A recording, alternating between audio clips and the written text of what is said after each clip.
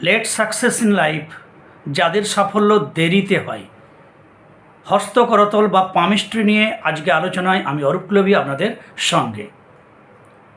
অনেকের তাড়াতাড়ি সাফল্য হয়, অনেকের দেরিতে অর্থাৎ একটু লেটে সাফল্য হয়। আমরা হস্তকরতল দেখে বিশেষ কোন 2-3টে পয়েন্ট দেখে আমরা বলতে পারি যে আপনার সাফল্য একটু দেরিতে হবে, তবে ভালো হবে, দেখার মতো হবে বা মধ্যম হবে। এই যে কথাগুলো বলার পিছনে 2-3টে পয়েন্ট আছে। সেই 2-3টে পয়েন্ট যদি আপনি নিজে জেনে নিতে পারেন, তাহলে আপনি আপনার পরিবার বা আপনার নিজজনের সহজেই একটা আইডিয়া পেয়ে যাবেন খুব সহজে যে সাফল্যটা দেরিতে না একটু তাড়াতাড়ি হবে। চলুন সরাসরি আলোচনায় কথা না বাড়িয়ে।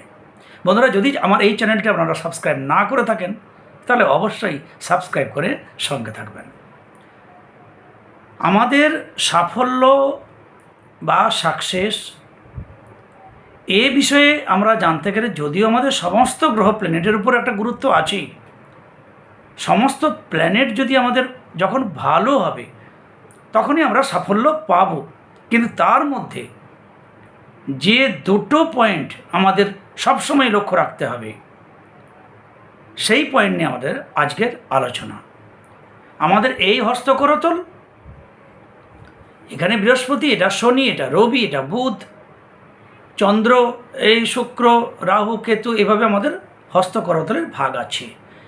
আমাদের হস্তকরতলে যদি কারো এখানে ভাগ্যরেখা ওঠে, পরপর এখান পর্যন্ত উঠে যায়, সানলাইন থাকে, বৃহস্পতি ভালো থাকে, সমস্ত গ্রহস্থান ভালো থাকে, যথারীতি তার যথা সময়ে অর্থাৎ অল্প সময়ে অল্প বয়সেই তার সাফল্য লাভ শুরু হবে।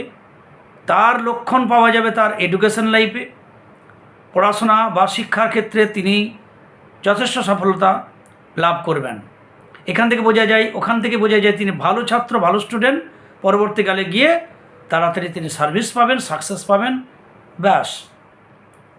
তাহলে এখানে ফেড লাইন বা ভাগ্যরেখা আমরা আগে দেখব যে ফেড লাইন কোথা থেকে উঠে গেছে, কোখান পর্যন্ত বেশ স্ট্রং, কোথা থেকে এবং কোথা থেকে উইক বা দুর্বল। এটি ফার্স্ট একদম মিলিয়ে দেখবেন।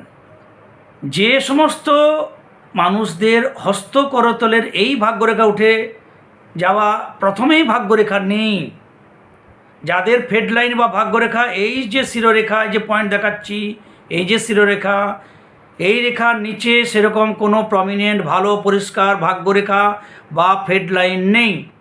যা আছে এই হেডলাইন বা শিরোরেখা মস্তিষ্ক রেখার উপর থেকে। ভালো করে নোট করবেন, যাদের এই শিরোরেখা বা ভাগ্যরেখার নিচে ভাগ্যরেখা ফেড লাইন নেই, বা যদিও আছে সেটা অতি দুর্বল, খুব সরু, কোথাও মিক্সড, কোথাও আছে কোথাও নেই, এইভাবে হালকা পাতলা, চোখে না দেখার মতো হালকা যদি রেখা হয়, এবং ভাগ্যরেখার এই হেডলাইনের পর থেকে খুব প্রমিনেন্ট ডিপ পরিষ্কার, তাহলে স্বাস্থ্যোজ্জ্বল ভাগ্যরেখা হেডলাইন এই শিরোরেখার উপর থেকে, তাদের ফার্স্ট বলা যাবে আপনার ভাগ্য একটু দেরিতে খুলবে, সাকসেস একটু লেটে হবে। তা আপনি সফলতা পাবেন কিন্তু বিলম্বে হবে। তাহলে এটা একটা মূল পয়েন্ট। দ্বিতীয় পয়েন্ট, এই যে এখান থেকে আমরা রবি রেখা আসে, এই রবি রেখা যদি এসে হৃদয় রেখা পর্যন্ত আসে, তার নিচে না নামে, এখানেই পয়েন্টে পর্যন্ত হয় কি তার একটু উপর পর্যন্ত রয়ে যায়, অথচ রেখাটা রবি রেখাটা বা সানলাইনটা ভালো পরিষ্কার স্বাস্থ্যবান, সেই ধরনের রবি রেখা যদি থাকে, তাহলে এখান থেকে বোঝা যায় যে 35, 35-36-এর পর তার সাফল্য বা সাকসেস হবে, এবং ডেফিনেটলি হবে সানলাইন যদি থাকে তার সঙ্গে। অর্থাৎ আপনার ভাগ্যরেখা হেডলাইন বা মস্তিষ্ক রেখার উপর থেকে প্রমিনেন্ট, সঙ্গে এখানে সানলাইন বা রবি রেখা সেই হার্ডলাইন পর্যন্ত, তার নিচে নামেনি কিন্তু পরিষ্কার সুন্দর স্বাস্থ্যবান রবি রেখা, তাহলে চোখ বন্ধ করে বলা যাবে 35-36-এর পর আপনার ভাগ্য খুলবে, আপনার সাফল্য হবে। শুধু একটা বিষয় নিয়ে যা করবেন তখন সব বিষয়ে আপনার সাফল্য হবে। অর্থাৎ যেন সমস্ত ভাগ্যের দরজা খুলে যাবে।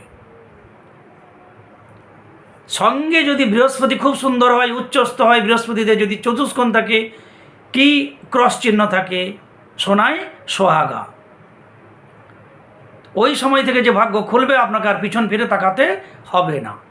সে আপনার সার্ভিস হোক, ব্যবসা হোক, আপনি কি করবেন সেটা আপনার নিজস্ব চলার পথ, কিন্তু সাফল্য পাওয়ার নিয়ে যে প্রশ্ন, ওইখান থেকে আপনার সাফল্য, উন্নতি, সাকসেস ডেফিনেটলি হবে। এবারে আমার অভিজ্ঞতা শেয়ার করি আপনাদের, যাদেরই এই হেডলাইন বা শিরোরেখার নিচে নেই, বা খুব ছোট, খুব পাতলা, খুব রোগাটি, খুব দুর্বল, তারপর থেকে ডিপ আছে, দেখবেন তাদের এই বৃহস্পতি নালে শনি স্থান, কোনো একটা স্থান খুব ডাউন বা নিচস্থ অবশ্যই হবে। অর্থাৎ এখানে বৃহস্পতির সাপোর্ট কম হবে, অথবা শনির ভোগ্য হবে, শনি নিচস্থ হবে। এই জন্য যা করতে যাবেন সব দরজা বন্ধ। এমনকি এই রেখা যদি খুব দুর্বল হয় হৃদয় রেখার নিচে, এবং রবি রেখাও যদি দুর্বল হয় বা না থাকে, এমন কথা বলা হয় যে খুব উঁচু দরের মানুষ যদি আপনাকে সাহায্য করার চেষ্টাও করে, তবেই আপনার সাহায্য করতে পারবে না, আবার সাফল্য হবে না, কোনো কাজে লাগবে না। অর্থাৎ সময়টা এতটাই খারাপ, এতটাই আপনাকে দুঃসময়ের মধ্যে আপনাকে পেরাতে হবে। এবারে বন্ধুরা, তাহলে আমার ভাগ্যরেখা শিরোরেখা বা হৃদয় রেখার উপরে সুন্দর আছে, তার নিচে নেই বা হালকা পাতলা, তাহলে 35-36-এর সময় থেকে আপনার ভালো ভাগ্য হবে, সাকসেস শুরু হবে। একটু দেরিতে হলেও সাকসেস শুরু হবে, কনফার্ম হবে, ভালো হবে, দারুণ হবে, সেটা যদি সেখানে সানলাইন থাকে। সেই সঙ্গে বৃহস্পতি দারুণ মানে আপনার দেখার মতো উন্নতি হবে।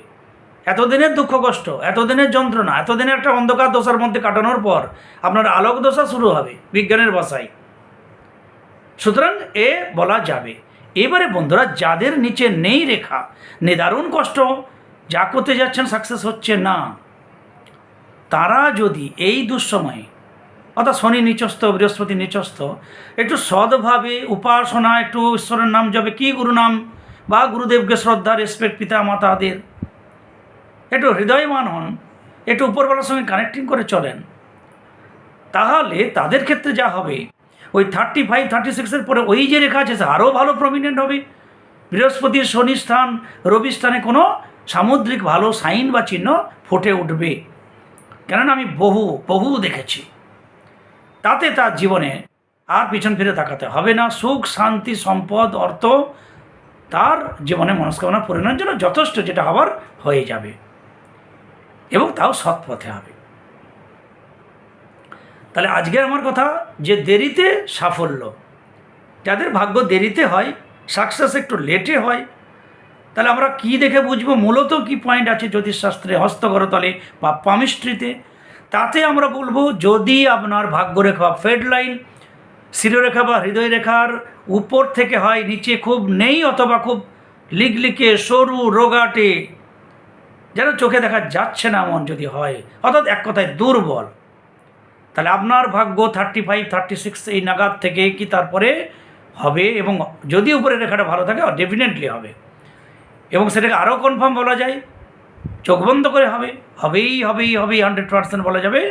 সেই সঙ্গে যদি রবি রেখা বা সানলাইন খুব সুন্দর হয়, তার সঙ্গে যদি বৃহস্পতি খুব ভালো স্থান থাকে, সাইন ভালো থাকে, স্কোয়ার, চতুষ্কোণ বা কোনো সামুদ্রিক চিহ্ন ফুটে ওঠে, তাহলে এটা আগের জন্মের একটা কর্মফল, দুষ্কর্মফল ভোগ বলবো 35 পর্যন্ত। তারপরে সুখভোগ, ধর্ম, কর্ম সমস্ত পথে তার অগ্রগতি হবে, যিনি যদি চান। আর যাদের ফেড লাইন বা ভাগ্যরেখা এই শিরোরেখা নিচে নেই, তাদের কর্তব্য, ফার্স্ট কর্তব্য হচ্ছে সৎপথ, একটু ঈশ্বর প্রণিধান, একটু মেডিটেশন, গুরুজনদের সবাইয়ের প্রতি একটু রেসপেক্ট করে চলা, আর আত্মবলকে বাড়িয়ে নেওয়া। তাতে পরবর্তী সময়ে, ভালো সময়ে তার আরও ভালো হবে, কেউ তাকে আটকাতে পারবে না। তাহলে আমার আজকের বিষয় ছিল, কাদের ভাগ্য দেরিতে খুলবে, কাদের সাকসেস একটু লেটে হবে। তাহলে তাদের 2 পয়েন্ট, 3 পয়েন্ট, 1 যদি আপনার ফেড লাইন বা ভাগ্যরেখা হেডলাইন বা শিরোরেখার নিচে প্রমিনেন্ট না হয়, হালকা হয় বা না থাকে, অথচ শিরোরেখার পথ থেকে খুব সুন্দর, তাহলে আপনার সাকসেস একটু দেরিতে হবে। সেই সঙ্গে যদি রবি রেখা ভালো থাকে হৃদয় রেখা পর্যন্ত, সাকসেস আপনার হবেই হবেই হবেই। বৃহস্পতি সুন্দর যদি রেখা বা ভালো প্রমিনেন্ট হয়, স্বচ্ছ হয়, উচ্চস্থ হয়, তাহলে আপনার সৎ পথে মনস্কামনা পূরণ হবে, সুখ সম্পদ অর্থনৈতিক সব দিক থেকে আপনি সুখী হবেন, সাফল্যবান হবেন, ধনবান হবেন বলা যায়। আর যাদের নিচে রেখা নেই তাদের প্রধান কর্তব্য যে ওই সময়ের আগে আপনার ক্ষেত্রটাকে তৈরি করে। এই সময়ে হচ্ছে দুঃখ কষ্ট, যা করতে যাচ্ছেন সাফল্য হচ্ছে না, আপনার পূর্ব কর্মের ফল, এবং সেটা নিশ্চিত দুষ্কর্মের ফল, সে এই জন্মে হোক কি আগের জন্মের হোক। তাহলে আমরা যদি দুষ্কর্মই ফল ভোগ করি, তা তখন যদি আমরা সৎকর্ম করি, সৎ মনোবৃত্তি নেই, সদ্ভাব নেই, তাহলে সেই কর্মফলটা কষ্ট হলো না। দুঃখ কষ্ট যতটা হবে তত যাতনা আমাদের হবে না, কম হবে, এবং পরবর্তীকালে রাস্তাটা আরও সুন্দর হবে, সুগম হবে পথটা। এই আমার আজকের আপনাদের জানানো।